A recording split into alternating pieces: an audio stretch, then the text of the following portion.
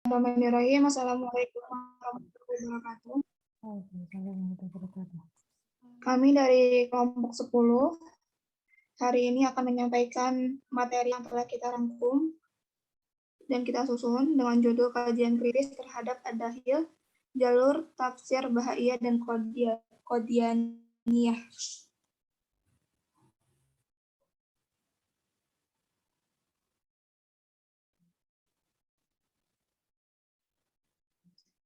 Pertama, berkaitan dengan penafsiran Bahaiyah. Bahai dalam bahasa Arab yaitu Bahaiyah adalah agama monoteistik yang menekankan pada kesatuan spiritual bagi seluruh umat manusia. Banyak orang yang beranggapan bahwa agama Bahai merupakan gabungan dari 3 agama, yaitu Yahudi, Kristen, dan Islam. Selain itu, para pendiri Bahai pada awalnya diyakini sebagai penganut Islam dari golongan Syiah. Oleh karena itu, banyak kemiripan antara agama Bahai dengan Islam, meskipun prinsipnya tidak sama. Lalu sejarah perkembangannya.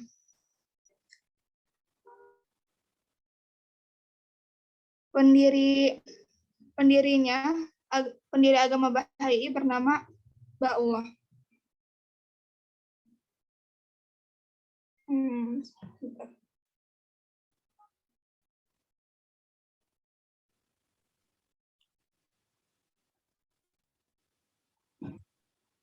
Assalamualaikum warahmatullahi wabarakatuh. Silakan dimulai. Baik, Pak. Selanjutnya sejarah perkembangan. Al-Bahaiyah adalah sekte yang muncul pada abad ke-19 di Iran dengan tokoh utamanya Mirza Hussein Ali. Sekte ini merupakan metamorfosis dari sekte Al-Babiyah, yaitu sebuah sekte yang digagas oleh Mirza Ali Asy-Syairazi yang dikenal dengan julukan Al-Bab. Pasca terbunuhnya Mirza Ali pada tahun 1850 Masehi, kepemimpinan sekte Al-Babiyah ini diteruskan oleh Mirza Hussein Ali yang dikenal dengan julukan Bahaullah. Maka sejak itu para pengikutnya kemudian dikenal dengan sebutan Al-Bahaiyah. Pada awal abad ke-21, jumlah penganut Bahai mencapai sekitar 6 juta orang yang berdiam di lebih dari 200 negara di seluruh dunia. Di dalam ajaran Bahai, sejarah keagamaan dipandang sebagai suatu proses pendidikan bagi umat manusia melalui para utusan Tuhan yang disebut dengan perwujudan Tuhan. Ba'ullah dianggap sebagai perwujudan Tuhan yang terbaru. Dia mengaku sebagai pendidik ilahi yang telah dijanjikan bagi semua umat. Dia menyatakan misinya, yaitu untuk meletakkan fondasi bagi persatuan seluruh dunia, serta memulai zaman perdamaian dan keadilan yang dipercaya umat Bahai pasti akan datang. Singkat sejarahnya, Bahaullah ini menjadi pendiri agama Bahai pada tahun 1863. Dia mengumumkan misinya sebagai yang tadi disebutkan. Lalu ia juga banyak menulis wahyu yang diterimanya yang kemudian ia jelaskan secara luas. Hingga sebelum ia wafat pada tahun 1892, ia menunjuk putra sulungnya yang bernama Abdul Baha sebagai suri tauladan dan penafsir sah atas tulisan sucinya. Selama masa Abdul Baha ini, Abdul Baha melakukan perjalanan ke Mesir, Eropa, dan Amerika untuk menyebarkan agama Bahai secara luas. Lalu Abdul Baha wafat pada tahun 1921. Sesuai wasiat, Sogi Effendi Rabbani ditunjuk sebagai wali agama dan penafsir. Sogi banyak menerjemahkan tulisan suci agama Bahai ke dalam bahasa Inggris, hingga ia wafat pada tahun 1957. Setelahnya, umat Bahai dibimbing oleh lembaga internasional yang bernama Balai Keadilan Sedunia. Lengkapnya ada di makalah. Dalam konteks penafsiran Al-Quran, metode yang digunakan sekte Bahaiyah ini mirip dengan batinnya, yakni dengan mengedepankan makna esoterik atau makna batin tanpa mengindahkan makna lahir ayat.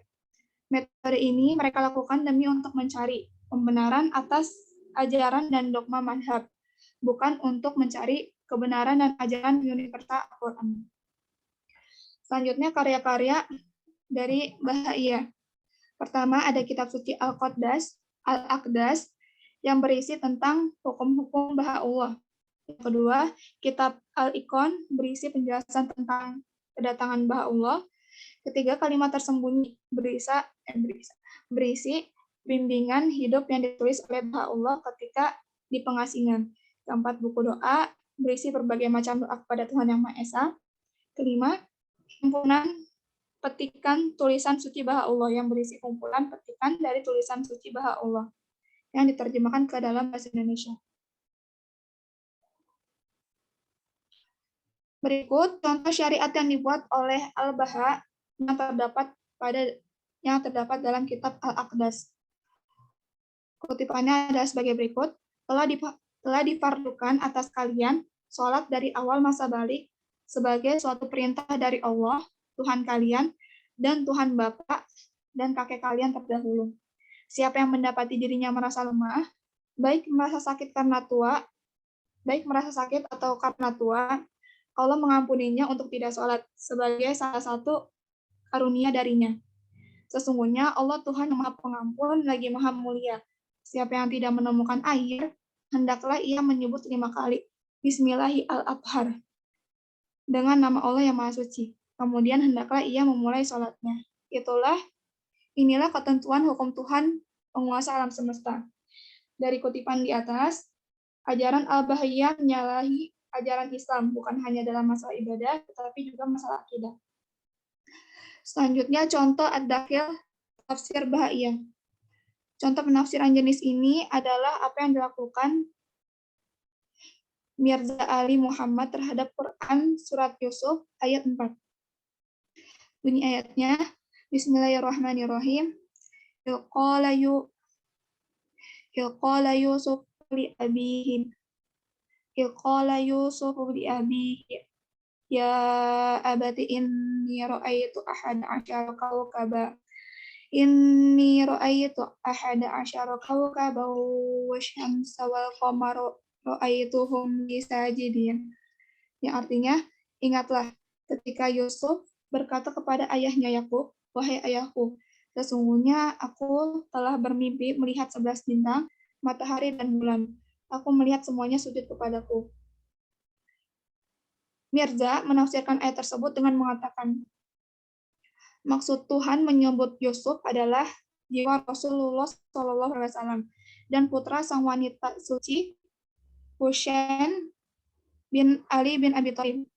Sesungguhnya yang dimaksud Tuhan dengan Al-Syams adalah Fatimah dan Al-Qamar adalah Muhammad. An-Nujum adalah para imam yang hak yang disebut dalam Al-Kitab. Mereka itulah yang bersedih dan menangis atas peristiwa yang dialami Yusuf dengan izin Allah, baik dalam keadaan sujud maupun berdiri. Penafsiran di atas terlihat dengan jelas tingkat subjektivitasnya. Tak pelak, penafsiran semacam ini pun berbanding terbalik dengan bentuk teks dan konteks ayat.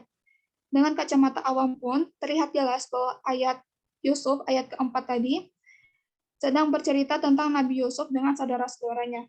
Tidak ada korelasi sama sekali dengan Nabi Muhammad dan keluarganya. Dengan demikian, Mirza Ali Muhammad telah menjadikan ayat sebagai alat justifikasi terhadap doktrin sektenya, yakni keyakinan terhadap keagungan keluarga Nabi Muhammad dan para imam mereka. Selanjutnya,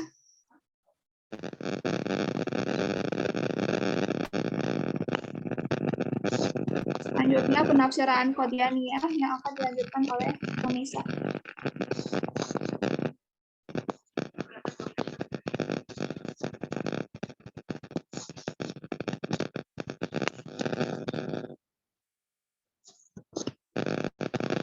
Selanjutnya, penafsiran Qadianiyah.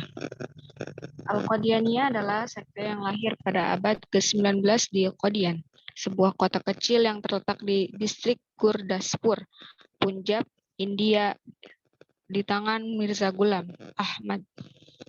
Nama Qadian bermula dari keberadaan Mirza Hadi Beg yang diangkat oleh pemerintah sebagai qadli atau hakim untuk daerah sekitarnya. Teritorial hukum ini disebut dengan istilah Islampur Kodli. Lambat laun, kata Islampur itu dihilangkan dan kata Kodli berubah menjadi Kodian. Selanjutnya, sejarah perkembangan. Pada tahun 1880, ia menerbitkan sebuah buku yang berjudul Barohin Ahmadiyah yang memuat argumentasi-argumentasi keunggulan Islam daripada Kristen dan Hindu. 3 tahun setelahnya, pada tahun 1883, Mirza Ghulam Ahmad begitu populer di kalangan umat Islam di India. Banyak yang ingin mengikuti dan mengikat janji setia sebagai murid.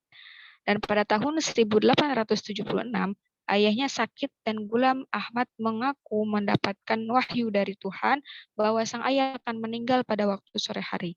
Cerita ini diyakini oleh pengikutnya sebagai wahyu pertama yang diterima oleh Ghulam Ahmad. Pada awalnya, ia mengaku mendapat perintah dari Tuhan untuk memperbaiki umat manusia dengan mengimplementasikan ajaran Nabi Isa bin Maryam. Dia juga mengaku mendapatkan ilham dan wahyu dari Tuhan, sehingga secara bertahap ia mengaku bahwa Nabi Isa bersemayam dalam dirinya. Bisikan-bisikan yang ia peroleh merupakan wahyu Allah seperti Al-Quran, Injil, dan Taurat. Di akhir zaman, Nabi Isa akan turun di kota Qadian. Lalu kota Qadian ini adalah kota suci yang disebut Al-Quran dan dengan Masjidil Aqsa. Qadian juga merupakan kota suci ketiga setelah Mekah dan Madinah. Ketika haji wajib dilaksanakan di Qadian, dia menerima wahyu yang berjumlah lebih dari 10.000 ayat. Orang yang tidak percaya Nabi itu disebut kafir. Al-Quran dan Nabi Muhammad SAW dan para Nabi telah menyaksikan kenabian Mirza Ghulam Ahmad dan masih banyak lagi. Dalam konteks penafsiran, sekte ini kerap berkuasa Al-Quran dan meneguhkan doktrin mazhabnya dengan cara sinkronisasi dan penyesuaian. Selanjutnya, contoh ad-dakhil tafsir Qadianiyah. Pada surah Al-Isra ayat 1, Bismillahirrahmanirrahim.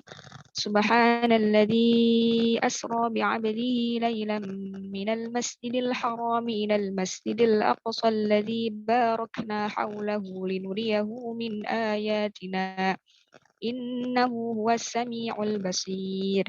Yang artinya, Maha Suci Allah yang telah memperjalankan hambanya, yaitu Nabi Muhammad pada malam hari dan dari Masjidil Haram ke Masjidil Aqsa yang telah kami berkahi sekelilingnya agar kami perlihatkan kepadanya sebagian tanda-tanda kebesaran kami.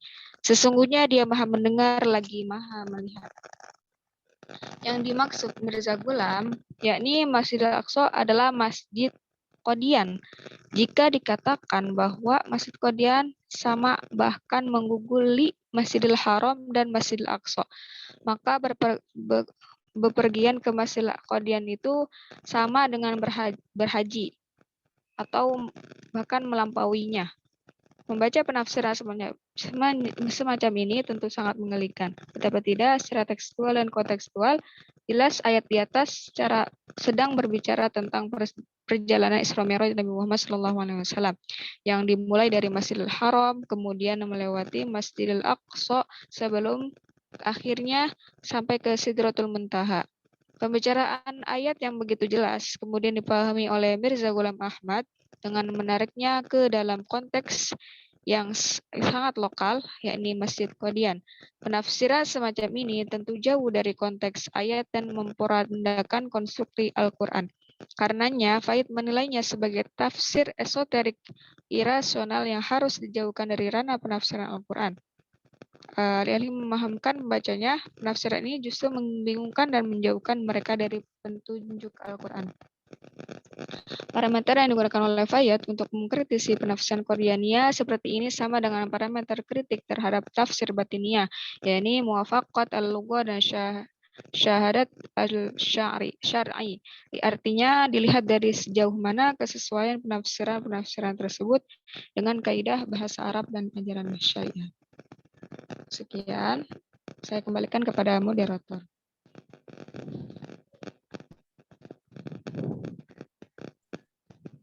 Baik, penyampaian materi dari pemakalah sudah selesai. Selanjutnya, sesi tanya jawab. Bagi teman-teman yang ada yang punya pertanyaan, silakan disampaikan.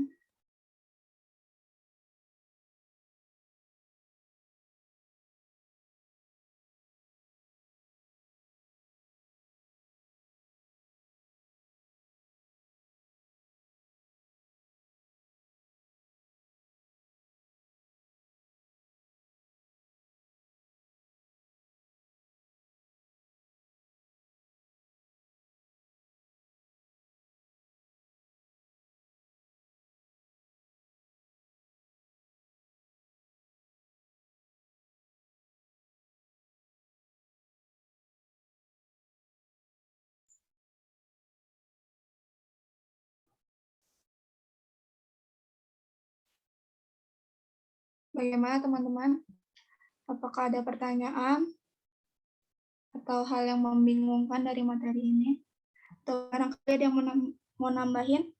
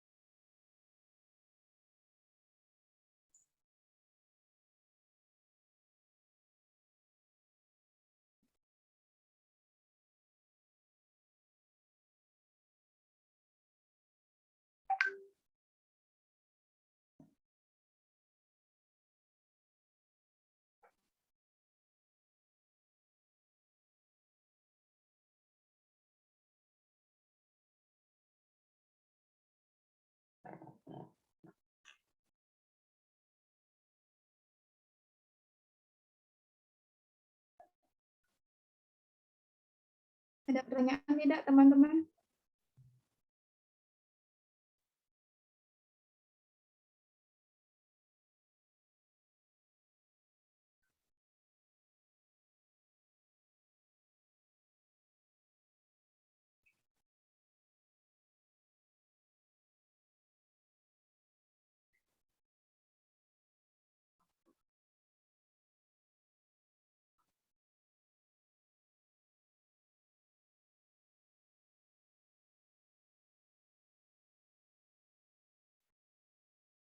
Bapak, maaf Pak, mungkin belum ada pertanyaan dari teman-teman. Mungkin Bapak ingin menjelaskan terlebih dahulu.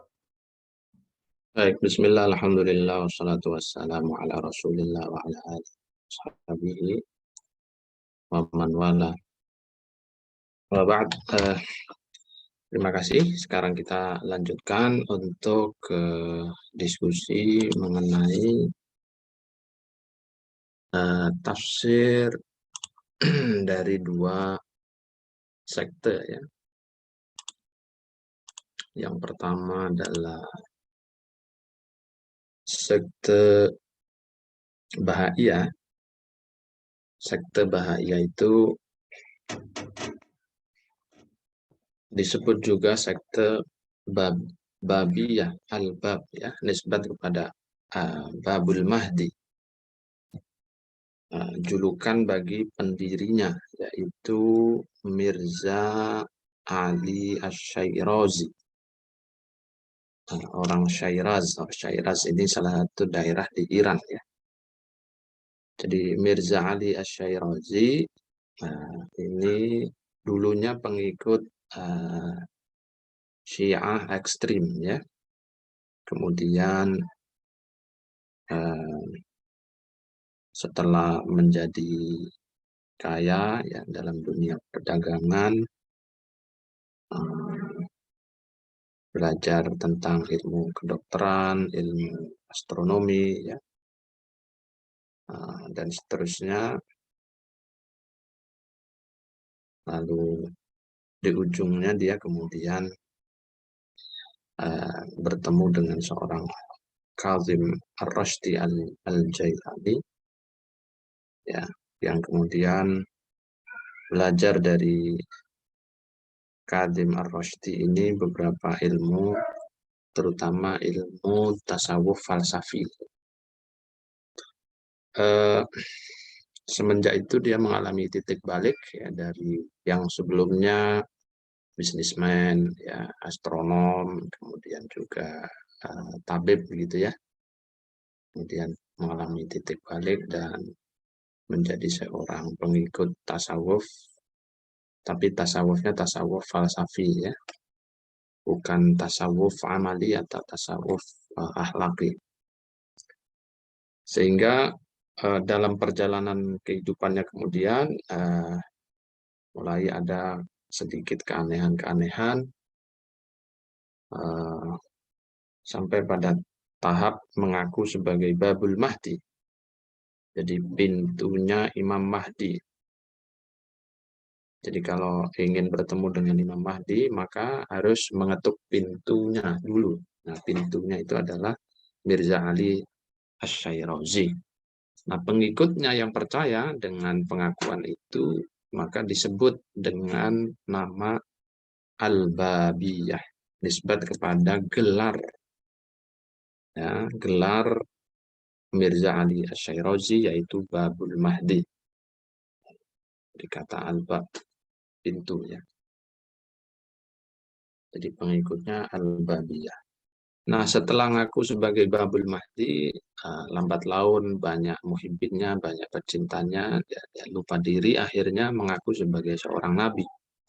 Nah, pada saat ngaku sebagai seorang nabi inilah lalu pemerintah setempat ya, sang raja Iran pada waktu itu ya, yang berkuasa di daerah Tibris, mengultimatum dan menjatuhi vonis hukuman mati bagi Mirza Ali Asy-Syairazi.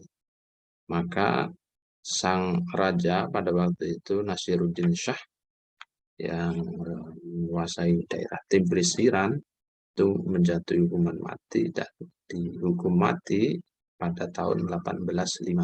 Jadi Mirza Ali Syairazi meninggal di 1850 di Tibris ya. Sepeninggal Ali Asy-Syairazi, kepemimpinan kemudian dilanjutkan oleh namanya Mirza Husain Ali.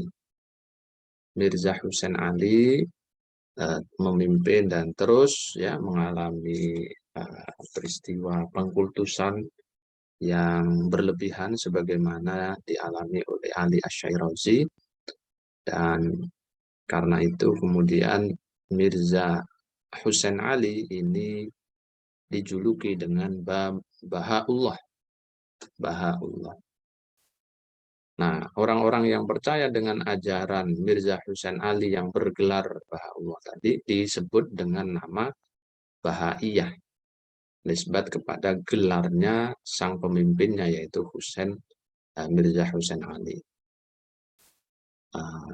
Hampir mirip dengan peristiwa yang dialami oleh Mirza Ali Syairazi. Ya, Mirza Husain Ali juga dikejar-kejar oleh pemerintah, keluar masuk penjara karena dianggap menistakan agama. Meninggal akhirnya di tahun 1892, tapi ajaran-ajarannya terus direproduksi dan diintrodusir oleh para pengikut-pengikutnya, murid-muridnya ya.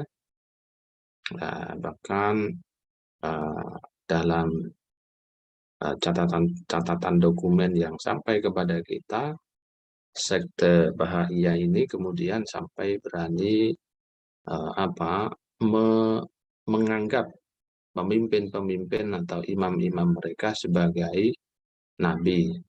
yang tidak mengikuti kelompok mereka dianggap kafir, ya. Dan salah satu dari imam atau pemimpin mereka namanya Abbas al-Bahai itu pernah punya ide untuk menyatukan agama-agama. Wabil khusus adalah agama Ibrahimi, ya, agama yang lahir dari keturunan Nabi Ibrahim, yakni Yahudi, Nasrani, dan juga Islam. Ya, bahkan termasuk agama Majusi, ya, yang berkembang pada waktu itu dengan argumentasi bahwa titik substantif agama-agama yang ada itu adalah mengajak kepada hal yang sama, yaitu kebaikan dan kepada Tuhan. Hanya secara teknis operasional, masing-masing agama punya ajaran dan syariatnya. Makanya Mirza Abbas al-Bahai itu ingin melebur agama-agama itu biar tidak saling cekcok satu sama lain atas nama syariat agama masing-masing. Ya, karena ajarannya yang begini ini, maka juga Abbas al-Bahai mendapat penentangan, cercaan, dan akhirnya juga hukuman dari pemerintah. Di ujungnya, ya, sekte Bahai yang asal mulanya pemimpin-pemimpin awalnya itu pengikut Syiah ekstremis, kelompok pengikutnya kemudian ini kan difatwakan oleh majelis-majelis fatwa di beberapa negeri Islam, ya, sebagai kelompok yang munharif, kelompok yang sesat begitu, sehingga mereka akhirnya keluar dari barisan Islam, jadi menjadi satu agama sendiri, ya. Belakangan sudah diresmikan dan diakui keberadaannya sebagai sebuah agama yang mandiri dinamai dengan agama Bahai. Di Indonesia ada ya, beberapa dalam jumlah kecil yang mengikuti agama Bahai. Jadi kalau kita belajar sejarah agama-agama, misalnya di Fakultas Usuluddin, misalnya di UIN, IAIN, kalau ada jurusan perbandingan agama, pasti nanti akan dikenalkan sejarah agama Bahai, siapa pemimpinnya dan bagaimana ajaran-ajaran dan perkembangannya. Ya, sekarang sudah menjadi agama sendiri, tidak lagi menjadi bagian daripada Islam. Nah, tetapi ini sengaja kita masukkan sebagai bagian dari pengenalan bahwa sekte Bahai itu dulunya adalah bagian dari sekte yang lahir dari rahim umat Islam, tepatnya adalah dari madhab Syiah yang ekstrim, ya, bahwa akhirnya berpindah dan menjadi agama yang mandiri itu persoalan perkembangan berikutnya. Nah, dalam konteks penafsiran tentu kita bicara tafsir zaman dulu sebelum mereka menjadi agama yang mandiri, ya. Tapi pada saat mereka awal-awal lahir dan berkembang, nah, itu ada penafsiran-penafsiran yang mereka lakukan, ya, terhadap ayat maupun hadis Nabi. Secara umum, karakteristik dari tafsir sekte Bahaiyah itu bersumber dari isyarat batin. Jadi hampir mirip dengan sumber tafsir kelompok kebatinan yang minggu lalu sudah kita diskusikan. Jadi bersumber dari inspirasi-inspirasi aspek batiniah. Tentu tidak semua ayat ditafsirkan secara batin, ya. Ada juga yang secara zahir, ya. Porsinya tentu banyakkan yang zahir daripada yang batin. Nah, yang bersumber dari makna batin inilah, maka lalu mereka secara teknis operasional melakukan kerja-kerja pentakwilan, ya. Menakwil ayat-ayat. Ada yang terkategori takwil ba'id, ada yang terkategori takwil qarib, takwil jauh, takwil dekat. Nah, di antara contoh-contoh takwil ba'idnya mereka, yang tentu saja kalau takwil ba'id, takwil jauh itu masuk kategori data tafsir yang infiltratif atau yang ada hilfit tafsir ya, yang tidak valid, tidak otoritatif. Misalnya ada penafsiran qauluhu ta'ala idza syamsu kuwirat dalam at-takwir itu ya. Dimaknai oleh mereka sebagai idza dhahaba dawuha ya, ketika sinar mataharinya sudah hilang. Maksudnya apa? Baru dijelaskan makna isyarat batinnya, tapi ini isyarat yang jauh. Dikatakan intahat syariatul muhammadiyatu wa ja'at syariatul bahaiyatu. Yakni ketika syariat Muhammad itu sudah hilang dan datang syariat bahaiyah.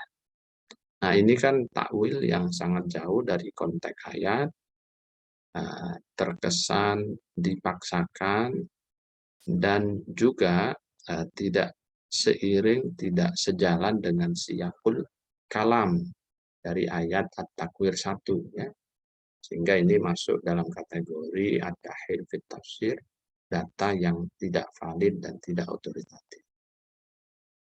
Contoh lanjutannya qauluhu wa idzal isyaru uddilat ay turikat al-ibilu wastubdila anha bil qatirati was sayyarati wat ta'irati.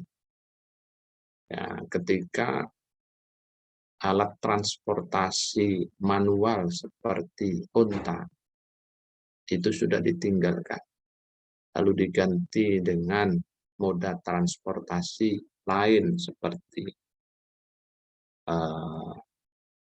kereta, terus mobil, pesawat.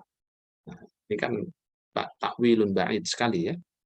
Wa idzal wuhushu husyirat ay jumi'at fi hada'iqil hayawanat fil mudun al-kabira. Ya, ketika hewan-hewan buas itu dikumpulkan di mana? Ini dijelaskan di kebun binatang katanya, yang ada di kota-kota yang besar. Ya, kalau di Jakarta ya berarti dikumpulkan di Ragunan gitu ya. Nah, ini tafsir ba'id sekali, takwilnya ba'id sekali. Wa idzal biharu sujjirat ay ustu'ilat fiha niranul bawahir at-tijariyah. Ya, ketika api-api kapal perdagangan itu dinyalakan. Wa idzal biharu sujjirat, ketika api-api kapal dagang itu dinyalakan. Jadi zaman dulu sebelum diketemukan mesin penggerak kapal itu kan batu bara ya, berupa nyala api ya, panasnya batu bara.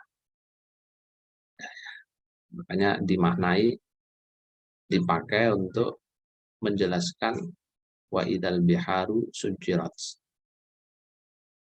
Wa idzan nufusu zuwijat ay ijtama'at al-yahudu wan nasara wal majusu ala dinin wahid wamtazaju fi dinil Mirza al-Mazandarani. Nah, ketika Yahudi, Nasrani, Majusi berkumpul, terintegrasi menjadi satu ajaran agama, lalu berkumpul dalam agamanya Mirza al-Mazandarani.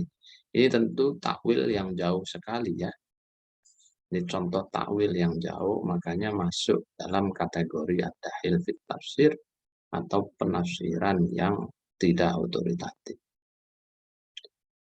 Wa idzal mau'udatu su'ilat wa idzal mau'udatu su'ilat ay usqitat al-ajinnatu min butunil ummah fa yus'alu an dzalika min qibalil qawanin li'annaha tamna'ul ijhad. Nah, itu makna yang mereka sampaikan ya. Jadi janin-janin itu digugurkan dari perut ibunya. Atas mereka ditanya kenapa mereka tidak mau melakukan aborsi. Nah, ini penafsiran yang jauh tentu saja ya, tidak bisa diterima begini. Wa idza suhufu nushirat ay idzan tasharat al-jara'id wal majallat wa kathurat.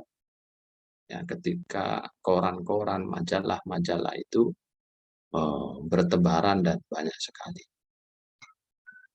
Dan seterusnya panjang contoh-contohnya, ya poinnya sesungguhnya ini termasuk ya dari takwil-takwil yang sangat jauh dari konteks ayat, dari siyaqul kalam. Sehingga bisa kita berikan komentar dan penilaian bahwa tafsir-tafsir yang tadi saya contohkan masuk dalam kategori ad-dakhil fit tafsir. Nah, apakah dalam tafsir mereka ada yang al-asil, Pak? Nah, ini problemnya ya. Kita tidak menemukan secara lengkap kitab peninggalan, terutama yang ditulis oleh tokoh-tokoh awal mereka ya. Jangan tokoh-tokoh yang belakang, karena kalau yang belakang ini sudah menjadi agama sendiri, nggak usah kita urusi ya. Yang ada relevansinya dengan kajian kita adalah karya-karya tokoh generasi awal-awal itu. Jadi karena tidak adanya data yang lengkap ya, sehingga kita belum bisa menunjukkan contoh yang kategori al-asil ya di dalam tradisi Bahaiyah ini. Memang ada kitab Al-Aqdas misalnya.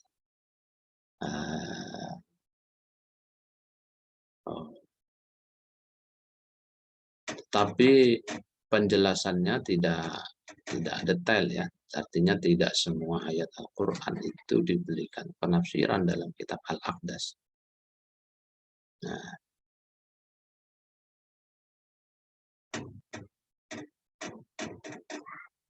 Nah, sehingga kita belum bisa memberikan, sekali lagi, contoh real dari peninggalan mereka, generasi-generasi awal yang terkategori al-asil.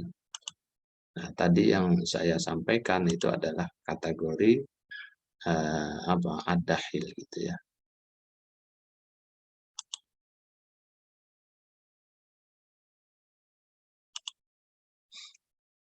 Nah, mungkin Anda nanti bisa cari kitabnya ya, tentang kitab Al-Aqdas ini. Di situ diterangkan memang beberapa pokok-pokok pemikiran dan sekaligus percikan-percikan dalam dunia tafsirnya. Baik, itu satu ya, kelompok pertama, yaitu Bahaiyah.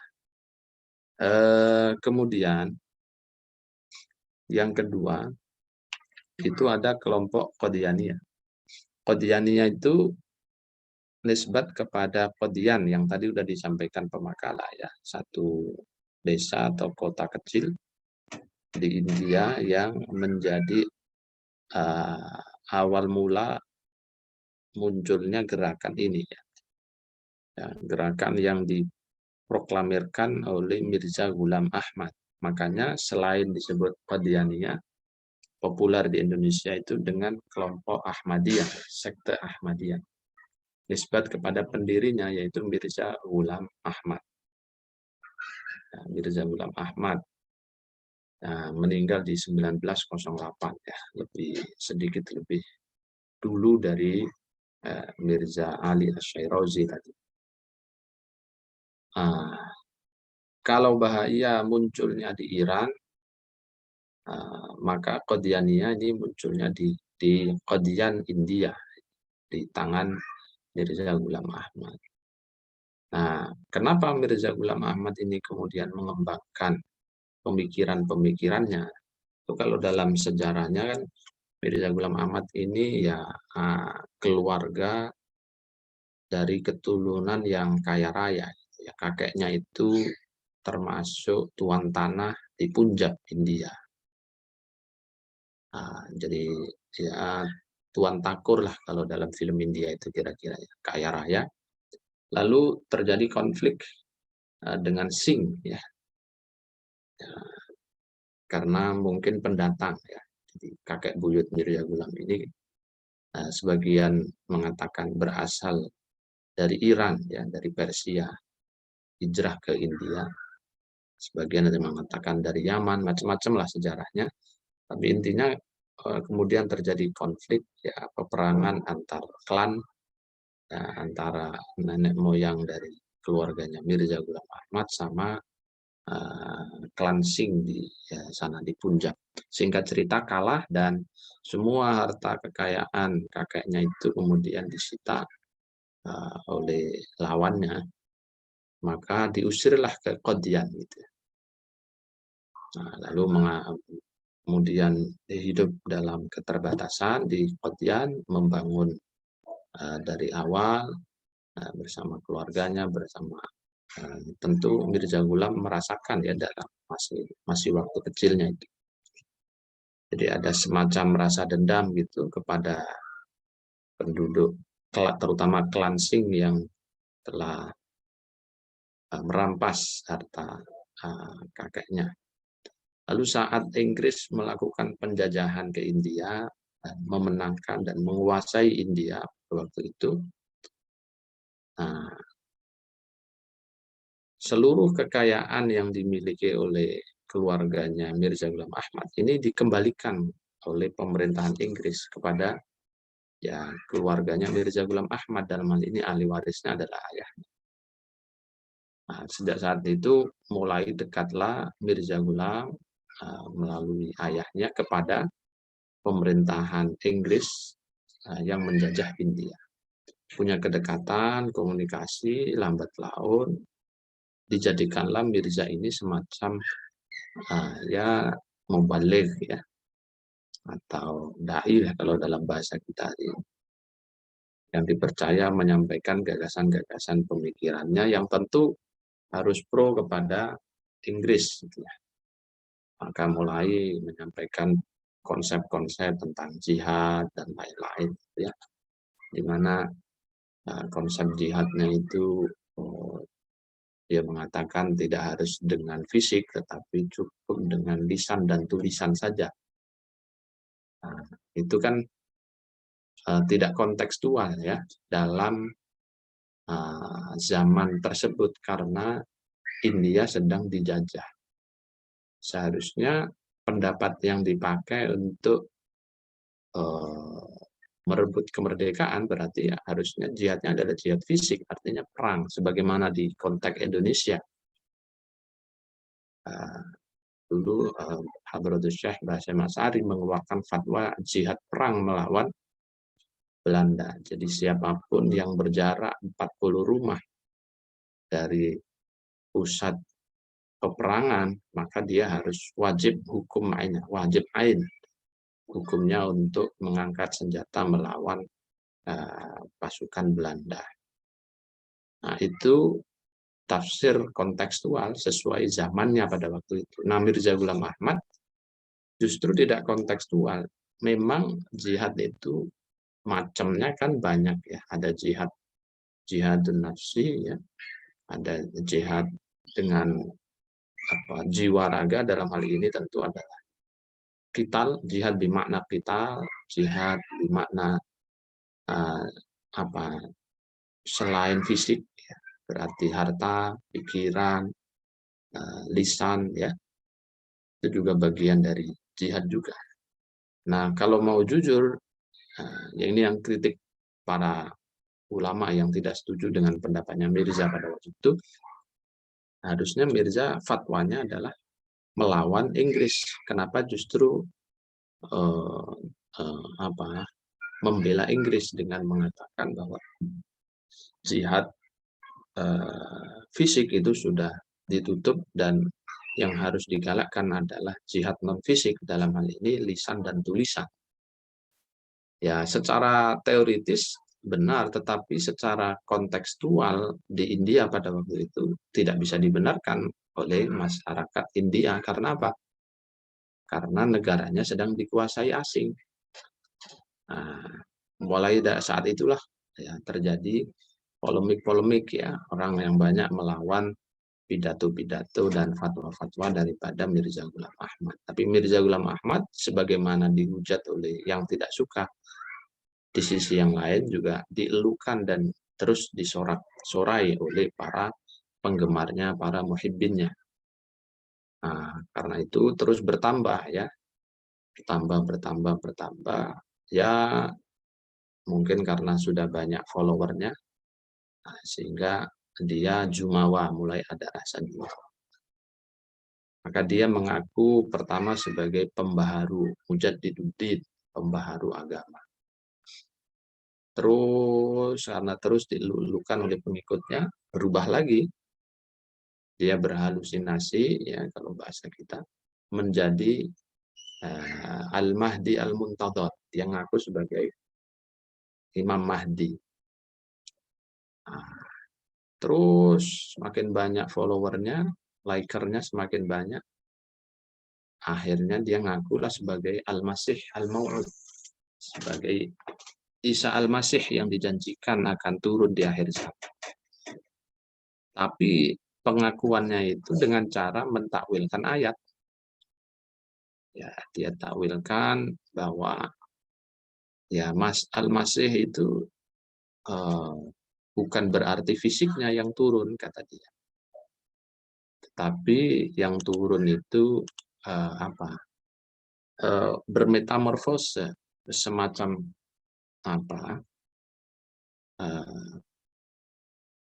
ya ruhnya atau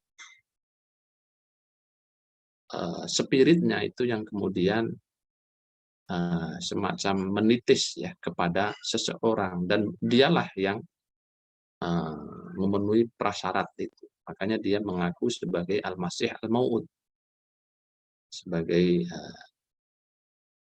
Nabi Musa akhir zaman. Setelah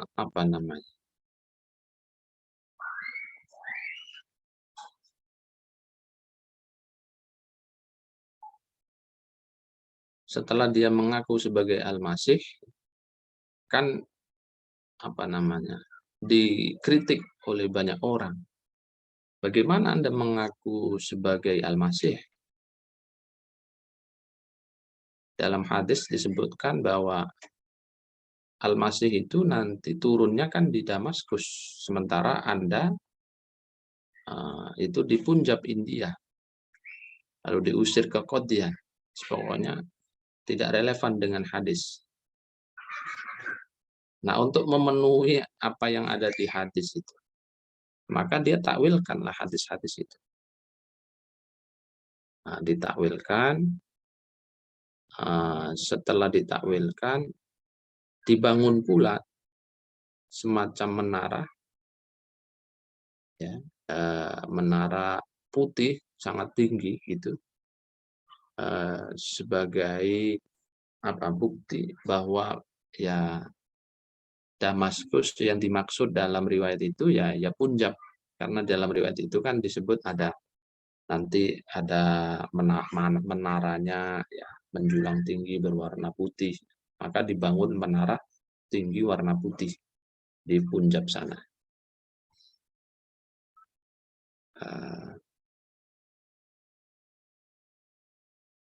Dan dia juga mengaku bahwa kuburan Masih itu kan kalau dalam kepercayaan Nasrani dan Yahudi ya, atau Nasrani khususnya, itu adanya kan di Al-Quds ya, maksudnya di Palestina, ya, di Bethlehem ya, kelahirannya dan kematiannya juga di Kudus, di Quds, ya, Baitul Maqdis. Nah, kemudian dia takwilkan itu ke Kashmir. Jadi meninggalnya Isa itu dulu tidak di Baitul Maqdis, tetapi di Kashmir, India. Lalu dia berpidato, ya, dia mengaku bahwa Allah memberikan pengetahuan kepada dia ya, mengenai makna Damaskus. Damaskus itu adalah sebuah kampung yang apa namanya, yang ditinggali oleh orang-orang pengikut Yazid, ya.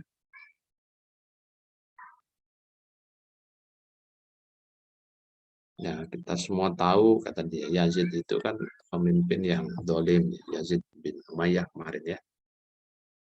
Nah, karena itu untuk mengobati penyakit-penyakit kotor yang diderita oleh pengikut-pengikut Yazid, Al-Yazidiyah, Yazid bin Umayyah ini, maka dibutuhkan dokter sebagai penyembuhnya. Ya. Lalu dia katakan bahwa ya kampung Qadian itu ya mirip dengan kampung Damaskus yang digambarkan itu. Nah, maka Allah menurunkan kepadaku perintah untuk membangun menara putih dalam masjid ini. Siapa yang masuk dalam masjid ini, maka karena amina, maka dia akan aman, terjaga. Nah, ini disebut ya celotehan-celotehan dia ya, di dalam kitab Fathul Islam, ya.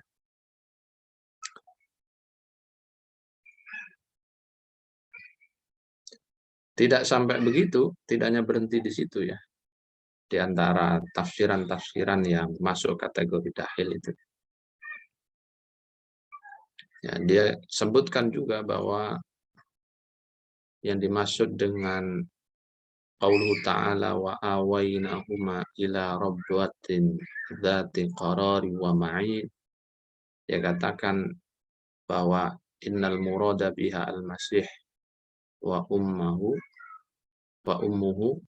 wa annahuma hajara min Filastin ila Kashmir wa annal masiha wa ummuhu safara ila Kashmir ba'da waqi'atis salb kama qala subhanahu fa innal iwa fil lugha al-arabiyyah tusta'mal bi ma'na al-inqadh wal ijara min al-adab awil masyaqqah. Itu. Jadi dia mengatakan bahwa yang dimaksud itu adalah Al-Masih Aisyah dan ibunya dalam ayat ini. Keduanya hijrah, pindah dari Palestina ke Kashmir. Mereka hijrah ke Kashmir setelah terjadi peristiwa penyaliban, sebagaimana digambarkan dalam firman Allah, kan disalib itu, ya.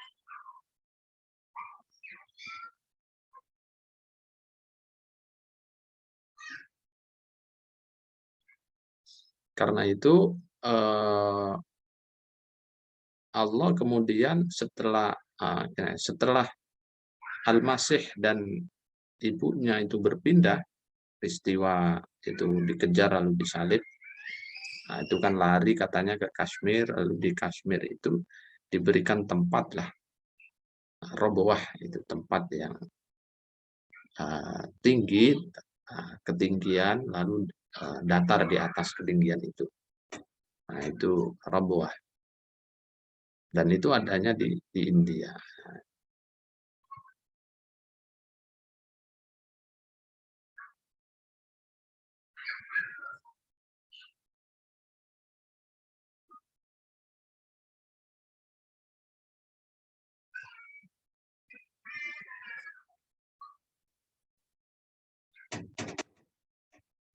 Nah, kemudian dia katakan anal muradu bi Maryam wa anal muradu bi Isa. Wala naja, apa itu ayatnya? Nahul Masih ibnu Maryam al-Mau'ud. Nah, itu diantara celotehan-celotehan dari Mirza Ghulam Ahmad, ya. Dia mengaku sebagai apa namanya, seorang Isa al-Maud.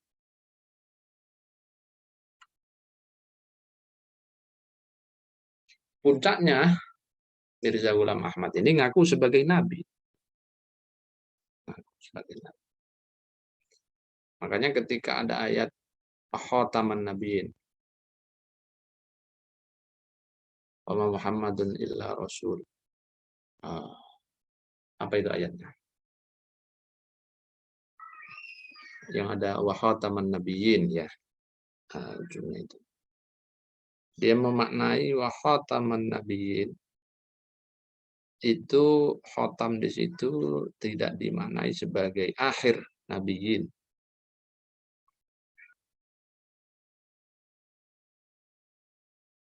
Tetapi dimaknai sebagai ya cincin. Khatam itu cincin.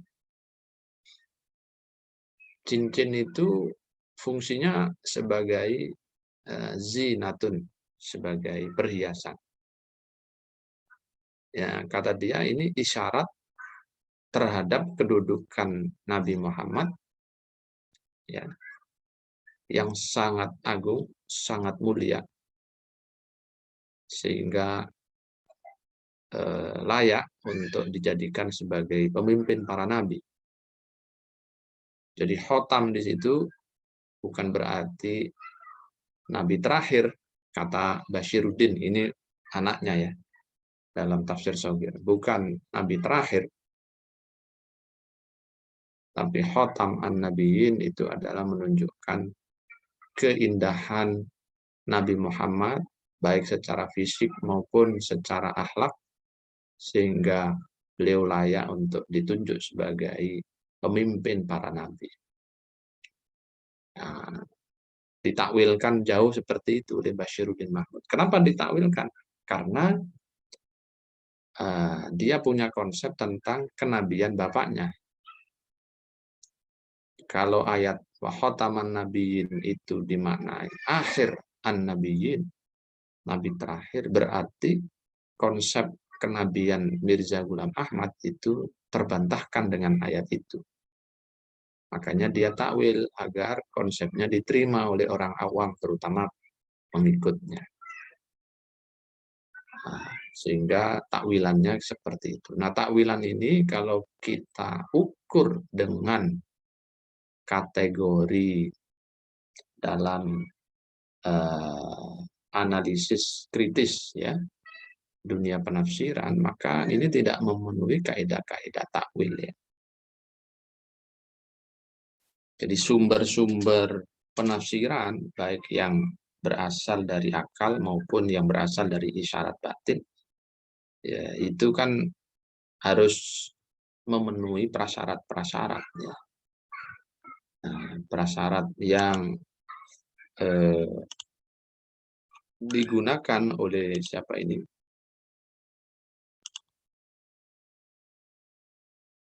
Bashiruddin Mahmud ketika melakukan penafsiran terhadap ayat wa khataman nabiyyin tadi itu tidak memenuhi syarat tersebut, sehingga ya tertolak gitu. Syarat itu ya sebagaimana kemarin sudah kita diskusikan ya. Yang pertama itu si mufassirnya harus dipastikan memenuhi prasyarat ijtihad ya, memahami tata aturan penafsiran dan penakwilan dengan berbagai macam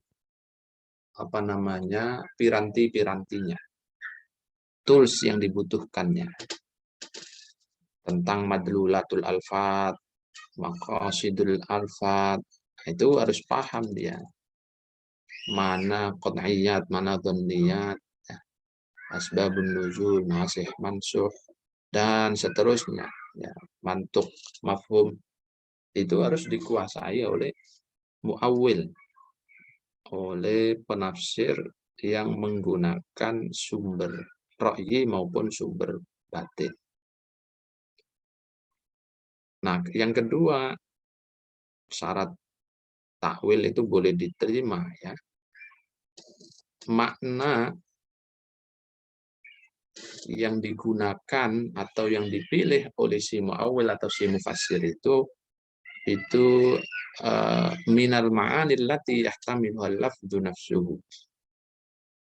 Jadi termasuk dari bagian turunan makna-makna yang dikandung oleh lafaz tersebut. Ya. Kemudian lafadznya itu memungkinkan untuk diberikan makna turunan itu.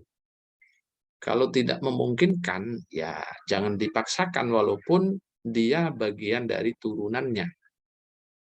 Ya, jadi satu lafadz dalam bahasa Arab itu kan turunan maknanya bisa 10, bisa 20, bahkan lebih. Ya. Tetapi menempatkan makna-makna turunan ini harus betul-betul sesuai dengan siyakul kalam. Kalau tidak sesuai, ya itu takwilnya bukan takwil sahih, tetapi itu takwil yang ba'id, takwil yang khata'.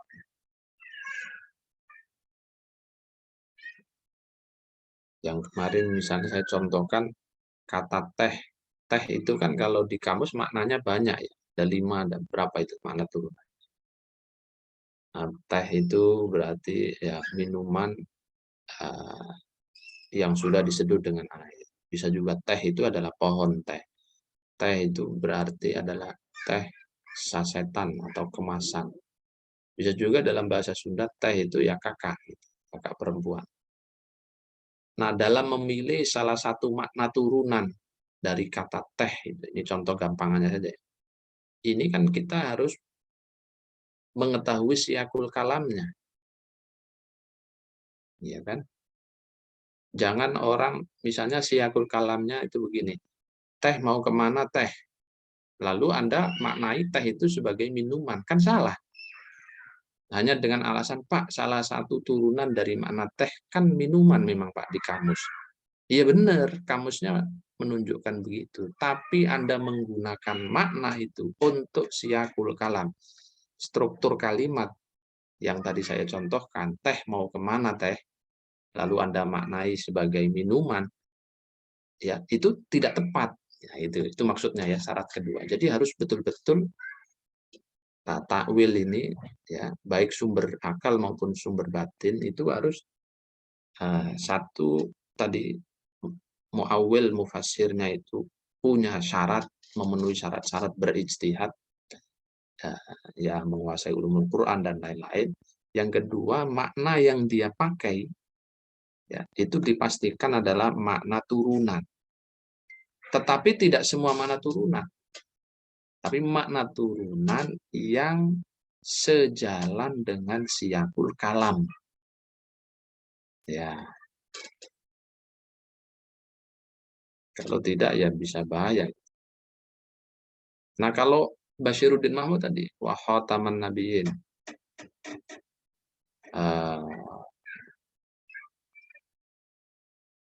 Lalu dia maknai khataman nabiyyin dengan salah satu makna. Memang makna kamusnya khatam itu salah satunya kan cincin memang ada dalam kamus itu. Tapi mengambil makna cincin untuk memaknai kata wa khataman nabiyyin dalam ayat ini tidak sesuai dengan konteks ayat, siyakul kalam ayat. Maka Muhammadun aba ahadim mir rijalikum walakin ya, Rasulullah wa khataman nabiyyin. Itu kan konteks siyakul kalamnya sedang bercerita status nabi sebagai apa? Ya kan? Status nabi di situ kan sebagai rasul, ya, bukan sebagai bapak kalian, tapi sebagai rasul dan sebagai penutup para nabi. Nah, jadi makna yang pas ya penutup gitu. Makna yang pas disematkan pada kata khotam dalam siyakul kalam ayat ini adalah penutup. Jadi kalau kita pilih makna turunan lain, ya walaupun ada di dalam kamus dan makna itu juga dipakai oleh orang Arab, tapi kalau tidak tepat dengan konteks ayat, yaitu masuk takwil ba'id, namanya takwil yang jauh. Karena itu ya digolongkan sebagai yadahi.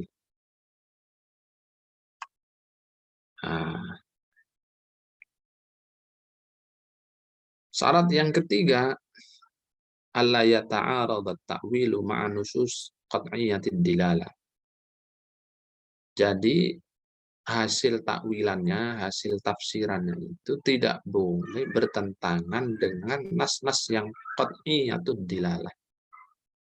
Nas yang qat'iyatud dilalah. Kenapa kok tidak boleh bertentangan dengan nas yang qat'i dilalahnya? Karena takwil itu kan dhanniyud dilalah.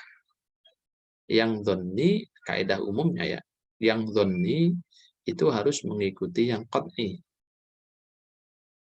Ya, tidak dibalik. Nah, gitu. Sehingga syarat yang ketiga para ulama usul itu menyebutkan bahwa hasil pentakwilannya itu tidak boleh bertentangan dengan apa? Dengan nas-nas yang qat'iyatud dilalah. Yang keempat, takwilnya harus bersandar kepada dalil yang sahih. Dalil yang sahih yang menunjukkan pentingnya memalingkan lafaz dari makna asli ke makna turunan. Ya kan? Nah, kaidah umumnya dalam qaidah tafsir, memahami ayat itu harus dengan makna zahir. Tidak boleh kepada makna batin atau makna turunan atau makna ta'wil, kecuali ada dalil, ada argumentasi, ada qorina, ada indikator yang membolehkan pemalingan atau penggunaan makna turunan itu. Sepanjang tidak ada argumen, tidak ada indikator atau qorina yang membolehkan pemalingan makna dari yang asli ke yang turunan, maka tidak boleh ujuk-ujuk langsung menggunakan makna turunan. Nggak bisa. Tapi harus berurutan dulu dipahami makna aslinya. Makna asli itu makna zahir. Makna zahir itu makna yang ketika kita dengar lafadznya, maka langsung yadharu bilbal, langsung jelas kita pahami di kepala kita ini sudah langsung menangkap. Oh, ini maknanya. Itu makna zahir. Jadi kaidahnya begitu. Jadi harus nomor 4 ini ya prasyaratnya, takwil itu harus bersandar kepada dalil yang sahih yang membolehkan pemalingan dari makna asal ke makna turunan atau dari makna zahir ke makna takwil. Nah, kalau tidak ada ya nggak bisa ya. Misalnya yang ada bagaimana? Yang ada itu misalnya ini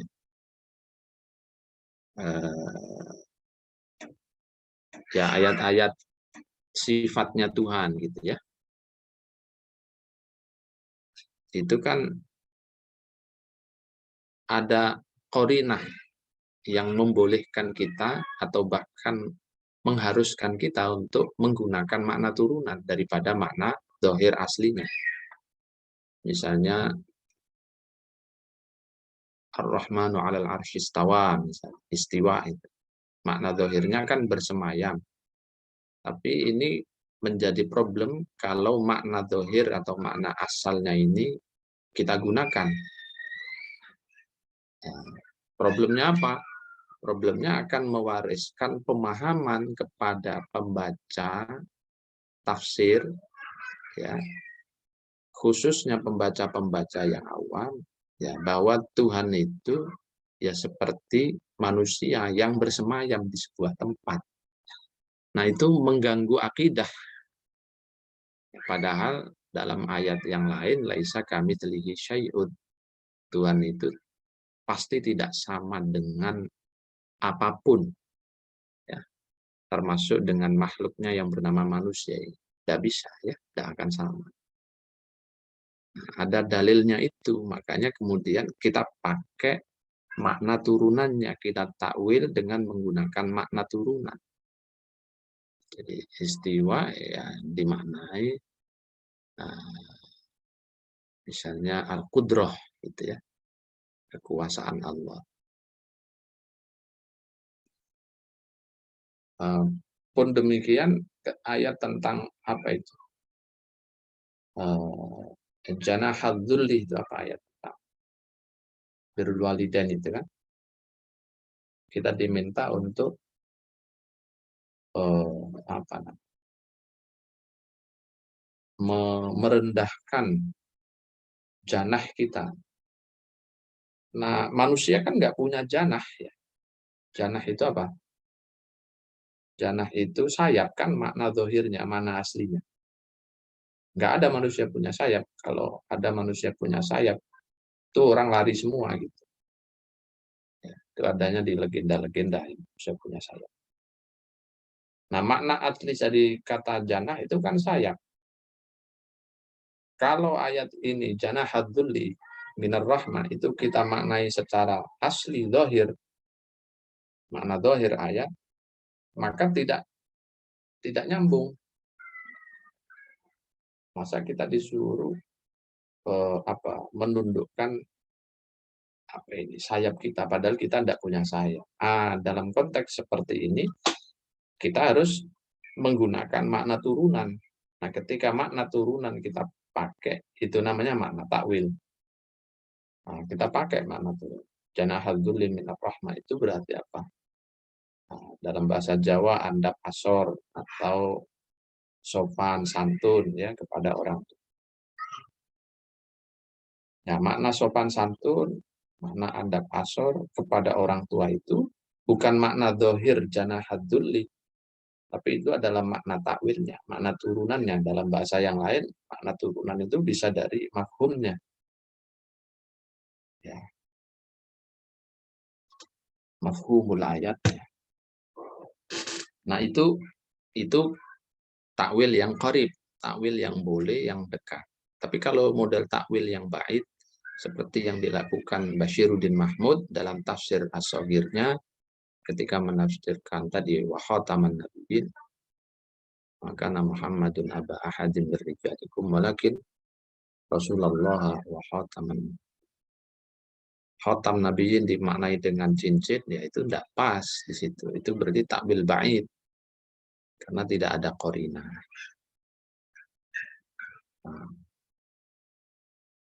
Allahu yastafi minal malaikat rusulau wa minan nas. Bashiruddin Mahmud memaknai yastafi itu menggunakan analisis linguistik. Dia mengatakan yastafi itu fi'il mudhari'. Al-wal mudhari' yadullu ala apa namanya? Al-istiqbal. Al-hadir wal istiqbal. Artinya apa? Berarti Allah akan memilih sekarang dan seterusnya. Memilih Rasul dari jenis malaikat, jenis manusia. Itu akan terus dipilih. Tuhan akan memilih Rasul-Rasulnya. Dan pilihan itu tidak berhenti pada Nabi Muhammad karena ayatnya menggunakan fi'il mudhari'. Ya. Coba perhatikan. Ini kalau nggak belajar ulumul Quran bisa terkecoh. Secara teori kaedah bahasa benar ya, yastafi fi'il mudhari' wal mudhari' lil hadir wal mustaqbal. Memang benar. Tetapi menggunakan dalil itu untuk memaknai ayat tersebut bahwa Tuhan masih membuka pintu Rasul dengan dalih bahwa kaedah mudhari' itu lil istiqbal, salah satu fungsinya menunjukkan masa yang akan datang. Ini saja kan tidak cukup. Ya, hanya dalil kaidah bahasa, karena ada dalil ayat lain yang mengatakan nabi itu nabi akhir zaman, penutup para nabi. Ya. Juga hadis-hadis nabi sendiri yang mengatakan bahwa beliau adalah penutup daripada para rasul dan para nabi. Sehingga kaidah bahasa dalam konteks ini dia harus tunduk kepada an-nas, ketika berhadapan antara ar-ra'yu wan nassu dan nasnya itu qat'i, maka ar-ra'yunya harus dikalahkan. Yang dimenangkan adalah an-nas al-qat'i. Nas yang jelas-jelas dalalahnya sudah qat'i. Itu menurut jumhur begitu, sehingga ketika Bashiruddin Mahmud memaknai Yastofi dengan argumen teoritis mengambil kaedah qawaid lughawiyah itu kurang tepat. Harusnya kalau mau jujur setelah mengambil qawaid lughawiyah yang tadi, hadirkan ayat lain, lalu hadirkan juga hadis Nabi mengenai penutup para nabi itu. Tapi dia tidak menghadirkan, berhenti di analisa Yastofi, fi'il mudhari, dan fungsinya secara kaidah bahasa itu lil hadir wal istiqbal, maka dimungkinkan untuk adanya Rasul kembali. Dan Rasul yang dia maksud tentu adalah bapaknya sendiri, Mirza Ghulam. Nah, tentu model tafsir ini kan masuk dalam kategori ad-dahil, ya, ad-dahil bir-ra'yi. Karena tidak memenuhi prasyarat-prasyarat dan kaidah-kaidah penafsiran yang baku dan diikuti oleh mayoritas ulama. Nah, ini contoh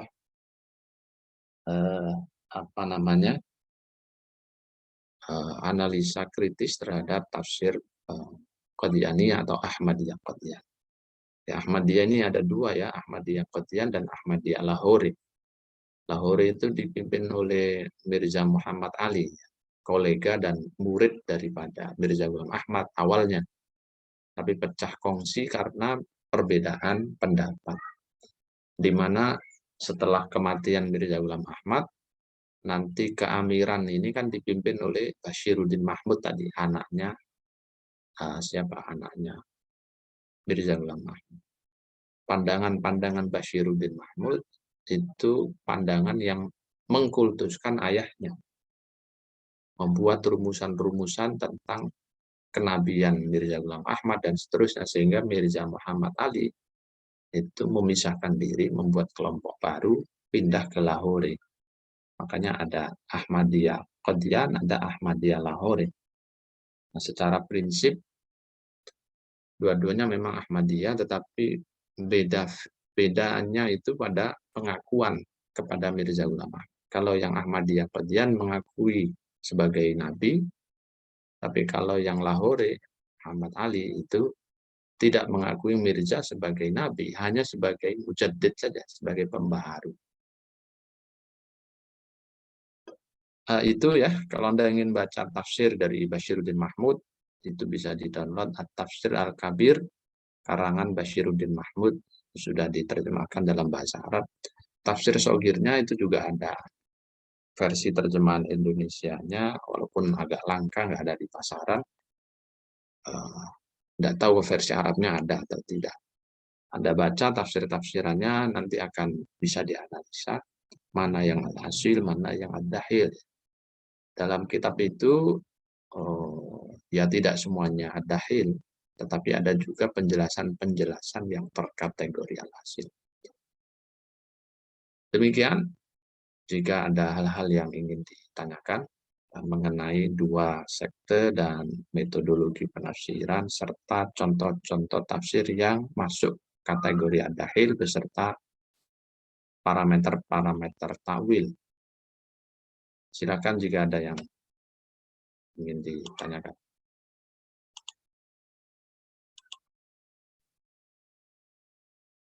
Halo?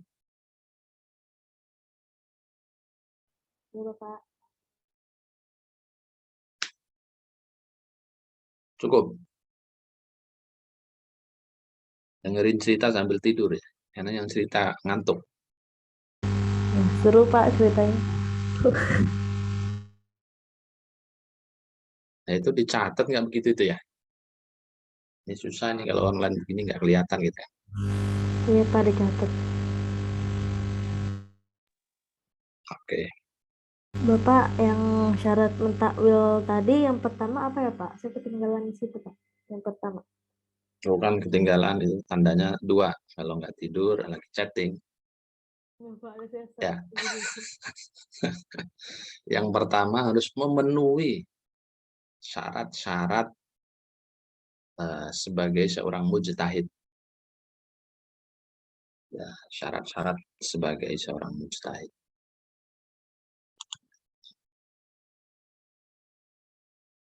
Ya, berarti totalnya ada 4 ya, Pak? Kenapa? Totalnya ada 4. Ya, 4. Ada 4. Terima kasih, Pak. Udah. Baik.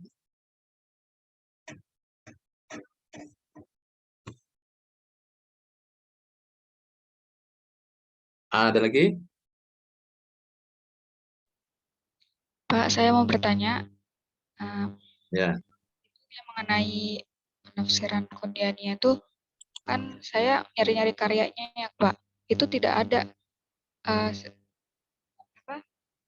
yang tafsir Qadianiyah itu sebenarnya ada karyanya nggak sih Pak? Ya, tadi udah saya sebut itu. Ada tafsir kabir. Itu ada di internet PDF-nya ya. Bahasa Arab. Tulis saja At-Tafsir Al-Kabir Bashiruddin Mahmud, belakangnya PDF, enter, nanti berjilid-jilid ya, mungkin Anda tinggal cari aja, download jilid berapa yang ada. Nanti tinggal dibaca bagian-bagian nanti ada juga At-Tafsir As-Shaghir, karena Al-Kabir ini terlalu banyak halamannya, diringkas lagi, ini kan At-Tafsir As-Shaghir. Itu dari ceramah-ceramahnya Bashiruddin Mahmud, ngaji tafsirnya, ya. Lalu dibukukan oleh timnya, oleh murid-murid. Lalu diterjemah ke beberapa bahasa, termasuk ada bahasa Indonesia, ada bahasa Arab, bahasa Inggris, dan yang lain-lain. Nah, atau ketik di internet Al-Kutub Lil Ahmadiyah Al-Qadianiyah gitu, PDF, nanti akan muncul beberapa kitab lain mengenai siapa Qadian, Ahmadiyah Qadian ya.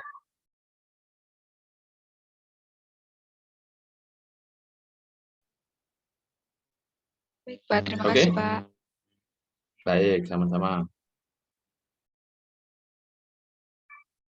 Ada lagi?